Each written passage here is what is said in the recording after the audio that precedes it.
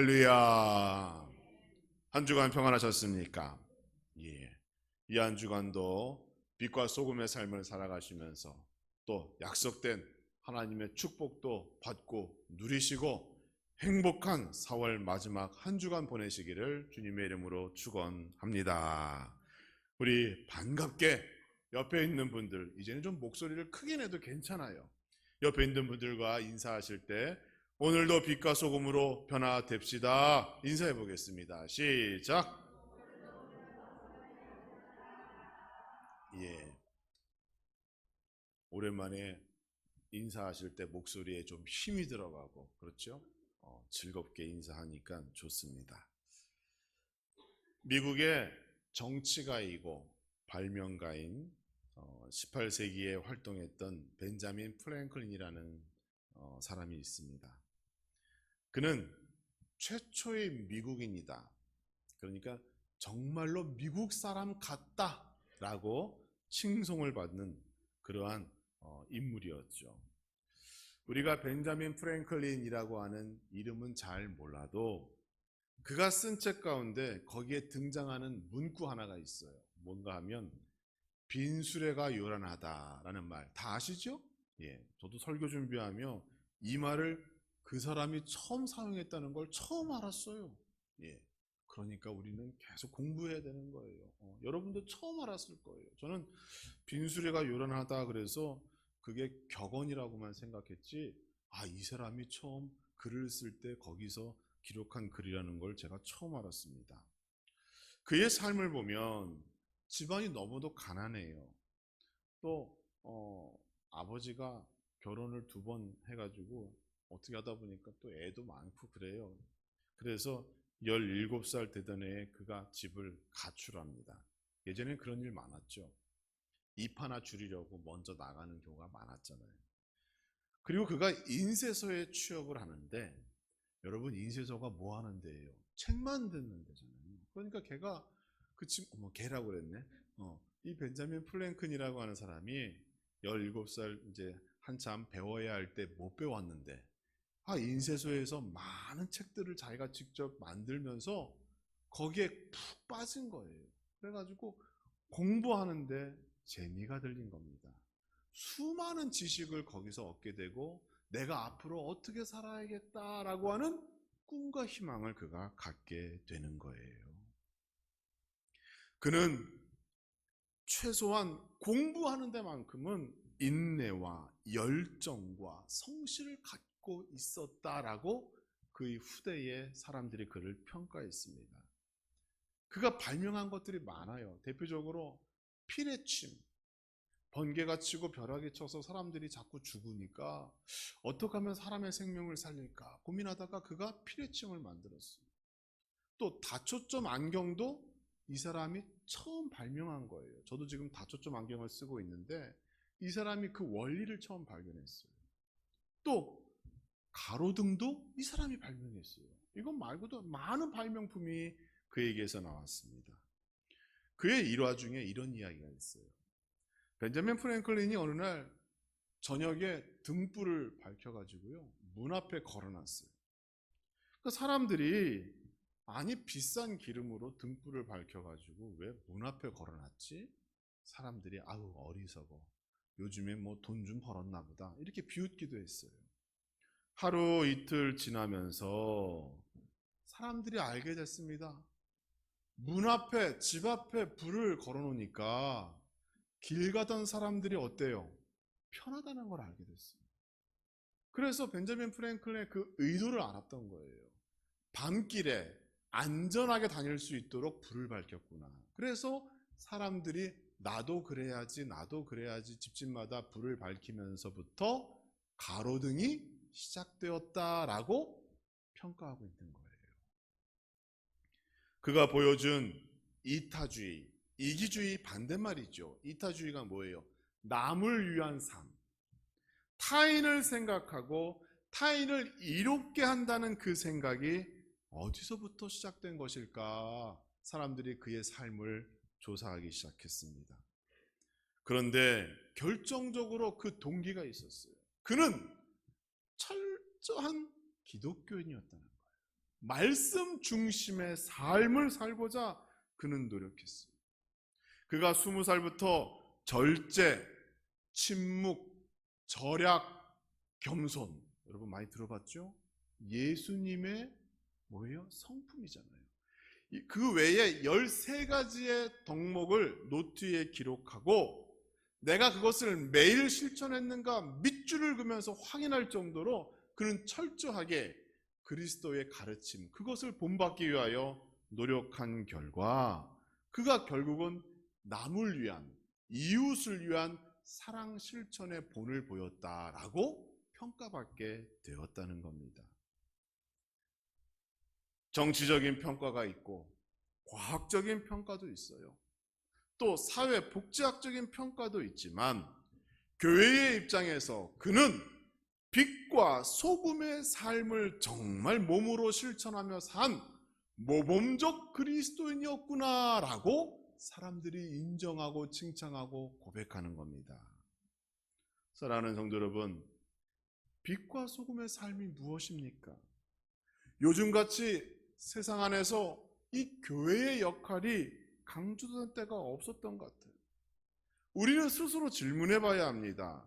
교회와 성도가 예수님께서 말씀하신 그 빛과 소금의 삶을 살아가며 세상과 이웃에게 선한 영향력을 미치고 있는가라고 하는 질문을 스스로 해야 됩니다. 여러분도 하셔야 돼요. 내가 세상에 나아가, 직장에 나아가, 들판에 나아가, 밭에 나아갔을 때 만나는 사람들에게 그리스도인으로서 선한 영향력을 미치고 있는가? 아니면 그럴 리는 없겠지만 악한 영향력을 끼치고 있는 것은 아닌가? 항상 조심하며 살아야 합니다. 요즘 제가 빠지지 않고 체크하는 뉴스 하나가 이은혜라고 하는 여성에 대한 뉴스예요. 여러분 누군지 아시죠? 예. 남편을 보험금을 받기 위하여 남편을 물에 빠지도록 내버려둬서 결국 남편이 죽고 그 보험금을 타려다가 실패해서 그의 어떤 그녀의 과거가 다 드러났잖아요. 그러니까 여러분 얼마나 우리 결혼 잘했는지 몰라요. 그렇죠? 세상에 이런 악한 여자가 어디 있어요. 남편에게 보고 피를 먹여가지고 왜 안 죽지? 낚시터에 가서 물에 빠뜨린 다음에 옆 사람이 구해놓고 아쉬웠다고 그러고 결국은 계곡에서 물에 빠뜨려 죽였잖아요. 근데 제가 그것을 왜 보냐면 혹시나 그녀가 어릴 적에 교회 다녔다고 할까 봐. 요즘 기자들이 그녀의 과거에 대해서 얼마나 캐고 다니는지를 몰라요. 아마 아실 거예요. 그래서 뭐 그녀가 몇 살 때 신동엽이라고 하는 그 방송인이 나오는 프로그램에 나와서 뭐 어떻게 했다 막 나오잖아요, 과거가. 근데 행여나 어릴 적에 어느 교회 다녔다, 어디에서 뭐 했다, 그럴 때 또 기독교인들이 세상에 문제를 일으켰구나라고 하는 오해를 받을까봐 제가 조마조마하게 기사를 읽고 체크하고 있습니다. 우리는 세상에 좋은 영향력, 선한 영향력, 사람들이 인정하고 칭찬할 만한, 그래서 하나님의 영광을 드러낼 수 있는 좋은 성도가 되어야 함을 기억하시고 빛과 소금의 삶을 살아가는 성도가 되기를 주님의 이름으로 축원합니다. 팔복은 8개에 대한 복에 대한 말씀이지요. 그러니까 팔복 그렇잖아요. 마지막 8번째 복은 뭐였어요? 의를 위하여 박해를 받는 자는 복이 있나니 천국이 그들이 것임이라 라고 부활절 전주에 저희가 한번 언급했습니다. 공부했죠. 여기에 박해라고 하는 주제가 나오기 때문에 예수님께서 말씀하신 팔복 가운데 마지막 복이 정말 어렵다라고 우리가 공부했었습니다. 그러면 여기에 한 가지 의문이 있어요. 세상이 교회와 성도를 박해하는 것을 참아야 천국의 주인이 된다고 하여, 그럼 우리는 박해만 받아야 하는가? 핍박만 받아야 하는가? 항상 억울하고 원통한 일이 있어도 참아야 하는가? 이러한 궁금증, 문제를 직면하게 된다는 거죠. 그러나 그렇지 않습니다. 예수님께서 십자가의 고통에서 그냥 끝나버리고 십자가 위에서 죽으셨다면 이 세상 교회와 성도는 아무것도 아닙니다. 중요한 건 뭐예요? 예수님께서 부활하셨다는 거예요. 죽음을 이기셨다는 거예요. 우리에게 부활 신앙이 무엇인지를 보여주셨기 때문에 우리는 박해에서 멈추는 것이 아니라 그것을 뛰어넘어 세상을 향하여 능력 있는 교회와 성도의 모습을 보여야 한다는 거예요. 그래서 오늘 본문에서 팔복에 대해서 쭉 예수님께서 말씀하시고 오늘 본문 13절에 가서 너희는 소금이라, 너희는 빛이다 라고 말씀하시면서 너희가 얼마나 그러한 과정을 지나고 이제는 능력 있는 그리스도인으로 살아야 하는가에 대하여 말씀하시는 거예요. 인내하는 것으로 끝나면 그 신앙이 온전한 신앙이 될까요? 아닙니다. 그것을 견디고 참고 거기서 끝나는 것이 아니라 그것을 극복하고 능력 있는 부활 신앙으로 살아야 합니다. 참고 끝나는 신앙이 아니라 세상 한가운데서 영향력을 선하게 발휘하고 살아가는 것, 그것이 십자가를 증거하는 삶이기 때문에 지금 예수님께서는 우리에게 너희는 소금이라, 너희는 빛이라 라고 말씀하고 있는 겁니다. 어떤 분들은 강단에서 빛과 소금을 주제로 설교하면 또 목사님께서 우리에게 희생하고 섬기라는 주제로 말씀하시는구나 이렇게 생각하는 분들도 있을 거예요. 그럴 수 있죠. 평생 여기에 대하여 우리가 말씀을 들어왔기 때문에. 그런데요, 그렇지 않아요. 예수님께서 제자들에게 오늘날 우리에게 빛과 소금의 삶을 살라라고 하는 첫 번째 이유는 너희는 존귀한 인물이고 사람이라는 것을 알려주기 위함입니다. 그냥 너희는 힘들게 고생하고 헌신하고 충성하고 희생해라, 그렇게 빛과 소금이 되어야 한다, 그게 아니에요. 가장 먼저 너희는 존귀하고 귀한 존재이다 라는 것을 말씀하고 있다는 겁니다. 한때 후추 아시죠? 먹으면 매콤한 것.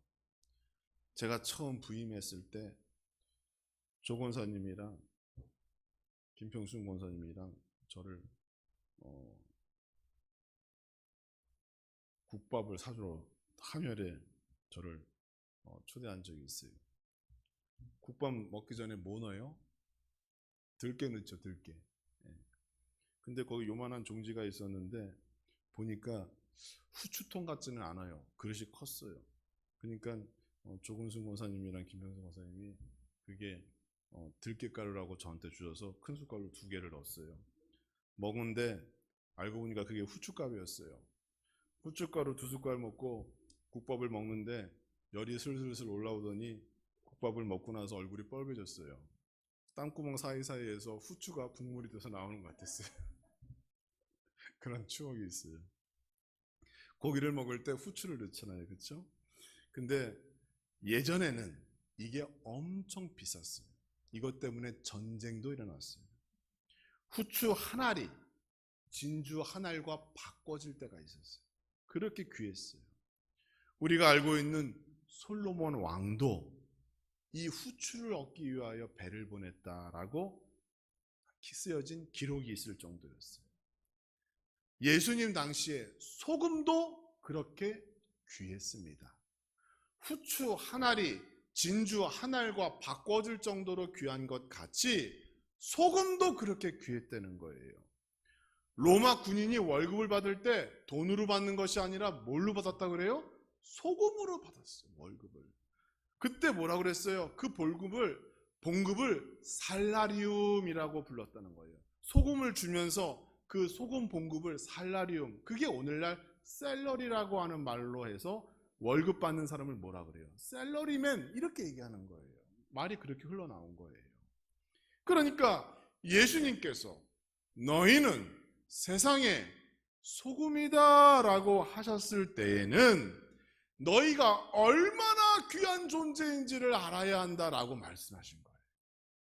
우리에게 무슨 헌신하고 충성하고 너희는 희생해라 그걸 얘기하시는 게 아니라 우리가 얼마나 값지고 존귀하고 후추 한 알이 진주 한 알과 바꿔지는 것만큼 소금이 얼마나 값지냐, 너희가 그만큼 귀한 존재인 거야.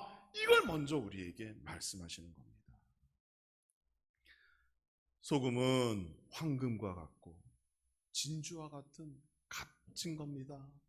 하나님께서, 주님께서 여러분을 그렇게 인정하셨고 칭찬하셨기 때문에 거기에 합당한 삶을 살아야 하잖아요. 나는 그렇게 가치 있는 사람인데 내가 인생을 막 살면 안 되는 거잖아요. 그런 생각을 가지고 오늘의 본문의 말씀을 이해하시면, 그렇구나, 내가 더 말씀대로 잘 살아야겠구나라고 하는 은혜가 있을 줄 믿습니다. 소금은 어떤가요? 소금은 성결합니다. 순결하지요. 소금의 가치는 언제 나타나요?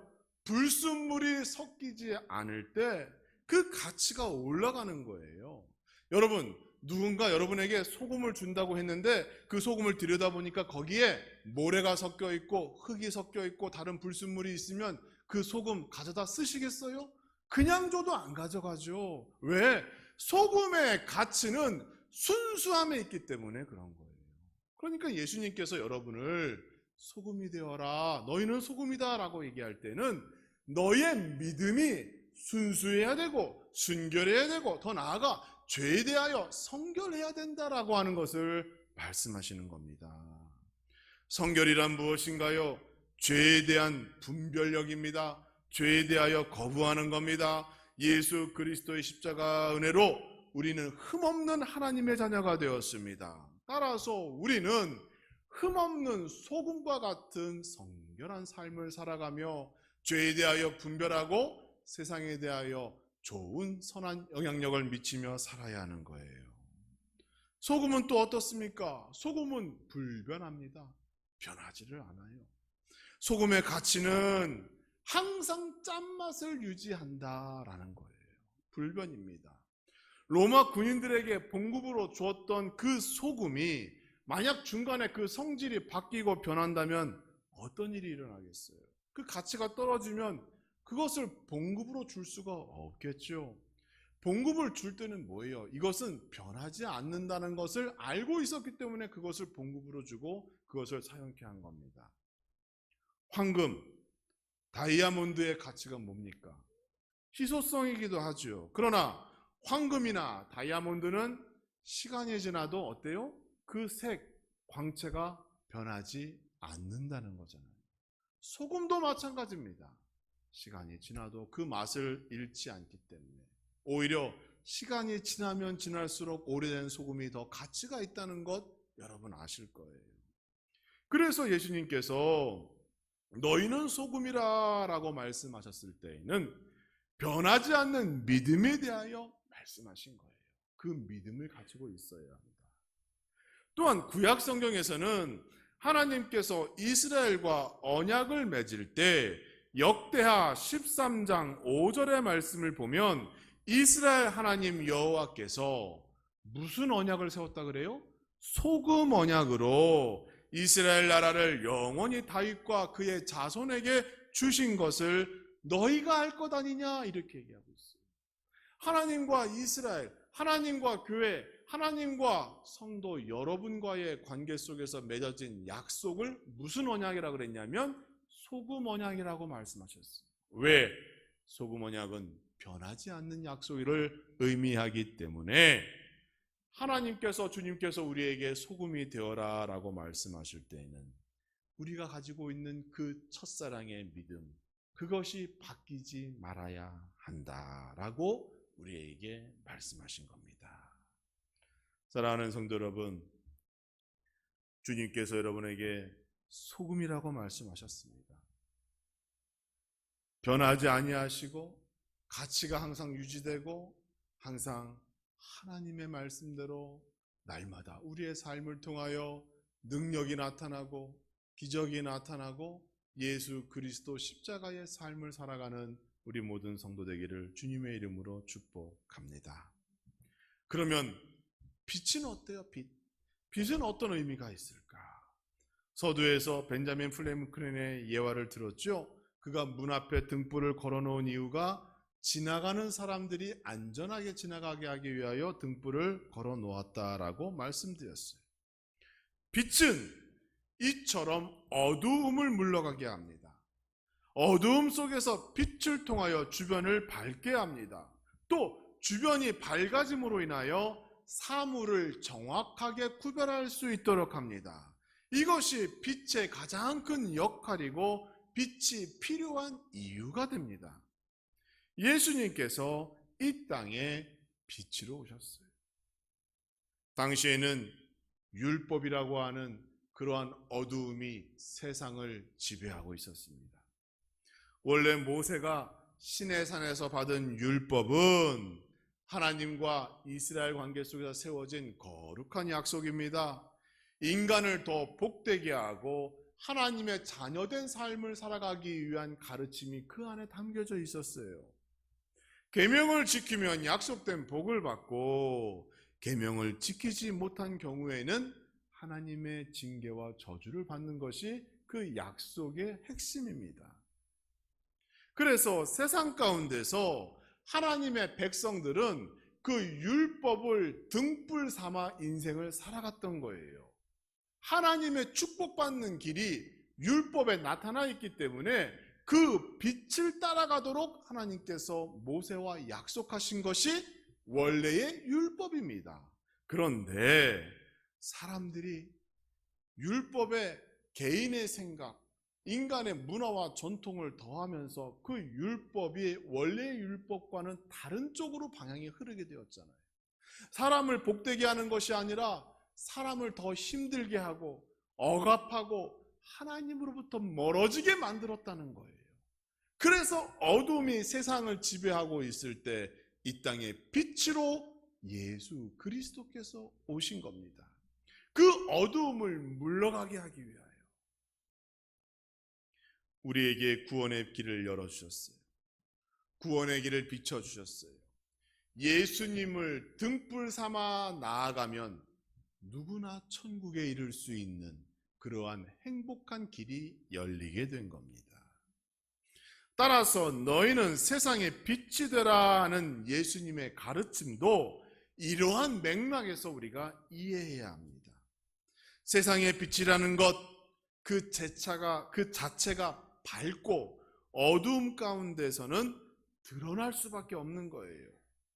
세상의 빛이 되라는 것은 가장 먼저 성도 자신의 믿음과 행위를 점검해야 한다라고 하는 책임을 우리에게 묻는 것이에요. 왜? 내가 밝지 못하면 세상에서 선한 영향력을 발휘할 수 없기 때문에. 세상이 그리고 불신자들이 교회와 성도를 요즘에 감시한다고 그러죠? 그런데 그렇지 않아요.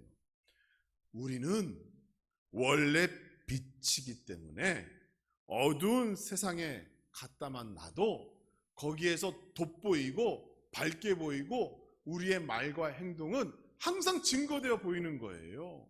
세상이 우리를 감시하고 평가하지 않아도 우리의 말과 행동, 그리스도의 삶은 항상 이렇게 드러나 보이는 것이 정상입니다. 만약 여러분께서 가정에서나 직장에서나 운영하는 기업에서나 세상에서나 세상 사람들과 섞어 놓았는데 거기서 똑같은 말하고 똑같은 생각하고 똑같이 행동한다면 여러분은 빛을 잃은 거예요. 우리는 항상 드러나야 돼요. 누군가 잘못했을 때 아니라고 얘기할 수 있어요. 누군가 실족하고 낙심하고 있을 때 우리는 말씀으로 그들을 위로해 줄 수 있고 그들에게 위로와 격려와 희망을 줘야 되는 거예요. 세상 사람들과 똑같이 행동하고 똑같이 말하고 행동하는 것, 그것은 빛의 자녀가 아닙니다. 사랑하는 성도 여러분, 우리는 숨길 수 없는 존재입니다. 우리는 빛입니다. 그래서 우리는 날마다 성령 충만한 삶을 살아야 하는 거예요. 그 빛이 꺼지지 아니하도록 날마다 깨어 있어야 하고 내가 빛과 소금의 삶을 살아가고 있는가 나를 점검해 가기 위하여 나는 성령 충만해야 되는 거예요. 우리 모든 성도님들 어두운 세상 가운데 선한 영향을 끼치며 살아가기 위하여 성령 충만한 성도와 가정 되기를 주님의 이름으로 축복합니다. 빛과 소금의 삶은 성도의 하나님에 대한 의무이고 동시에 세상에 대한 책임입니다. 뿐만 아니라 지혜로운 열처녀와 같이 항상 등불과 기름 함께 준비하면서 내 안에 성령의 불이 꺼지지 않도록 성령 충만한 삶을 살아가고, 언제 주님이 오실런지 나는 알 수 없으나 그때를 준비하며 하루하루 최선을 다하여 선한 영향력으로 빛과 소금의 삶을 살아가는 우리 모든 성도 되기를 주님의 이름으로 축복합니다. 이렇게 살아가면 약속된 축복은 저절로 나에게 임하는 거예요. 하나님께서 우리를 자녀 삼아 주셨고 축복을 약속해 주셨기 때문에 내가 그렇게 살아가면 하나님의 복은 나에게 자연적으로 임하게 된다라는 사실을 기억하시고 4월 한 달, 또 다가오는 5월을 빛과 소금의 삶으로 아름답게 준비해가는 성도 모두가 되기를 주님의 이름으로 축복합니다.